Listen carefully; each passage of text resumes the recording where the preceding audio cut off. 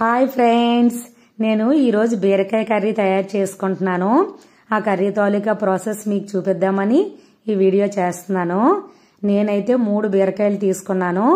వీటి మీద ఉన్న పై పొట్టంతా క్లీన్ చేసుకొని ఇలా కట్ చేసి పక్కన పెట్టుకుంటాను. బీరకాయలు అయితే లేతగా ఉన్న బీరకాయలు తీసుకోవాలి, కర్రీకి అవైతేనే బాగుంటాయి. నేను ఇదిగో బీరకాయ ముక్కలు, ఆనియన్ ముక్కలు, పచ్చిమిర్చి ముక్కలు కట్ చేసి పెట్టుకున్నాను. ఇప్పుడు ప్యాన్ పెట్టి ఆయిల్ వేసుకొని పోపు దినుసులు వేసుకున్నాను. పోపులు ఏంటంటే మినప్పప్పు, ఆవాలు, జీలకర్ర వేసుకొని వేయించుకుంటున్నాను. ఈ ఆయిల్ ఎందుకంటే నొరగ వస్తుంది.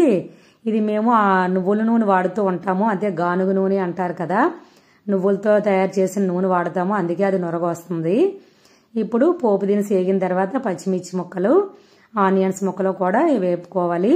ఇవి కొంచెం కలర్ చేంజ్ అయ్యే వరకు కూడా బాగా వేయించుకోవాలి.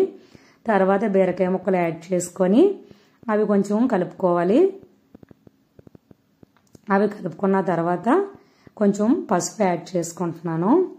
ఈ పసుపు యాడ్ చేసుకుంటే ఈ పచ్చిదనం అంతా కూడా వేగేటప్పటికి పసుపులో ఉన్న పచ్చిదనం పోతుంది కదా, అందుకనే పసుపు యాడ్ చేసుకున్నాను.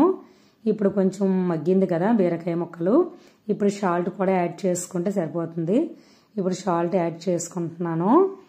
సాల్ట్ వేసిన తర్వాత కొంచెం ఇంకా బీరకాయలో ఉన్న వాటర్ అంతా కూడా వచ్చేస్తుంది. ఆ వాటర్ అంతా దగ్గరికి అయిపోవాలి. అప్పుడు కారము, ధనియాల పొడి వేసుకోవాలి. నేను కారము, ధనియాల పొడి వేసుకొని ఇలా వేయించుకుంటున్నాను. ఇదంతా వాటర్కి అంతా బాగా మగ్గిపోవాలి, దగ్గరగా అయిపోవాలి. ఇప్పుడు చూసారా కర్రీ అంతా దగ్గరికి వస్తుంది. ఇప్పుడు కొంచెం గరం మసాలా పొడి వేసుకొని అది కొంచెం బాగా కలుపుకొని కొంచెం వాటర్ యాడ్ చేసుకోవాలి. చూసారా నేను వాటర్ యాడ్ చేసుకున్నాను. ఈ వాటర్ యాడ్ చేసిన తర్వాత కర్రీ కొద్దిసేపు మూత పెట్టి ఉంచితే దగ్గరగా అయిపోతుంది. ఈ కర్రీ మొత్తం తయారైపోయిన తర్వాత ఫైనల్గా కొత్తిమీర జల్లుకొని సర్వ్ చేసుకుంటే సరిపోతుంది. ఈ కర్రీ చూసారా ఇలా కలుపుకుంటున్నాను.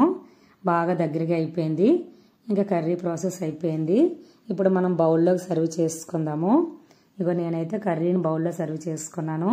చూసారా బీరకాయ కూర తయారీ ఫ్రెండ్స్. Okay friends.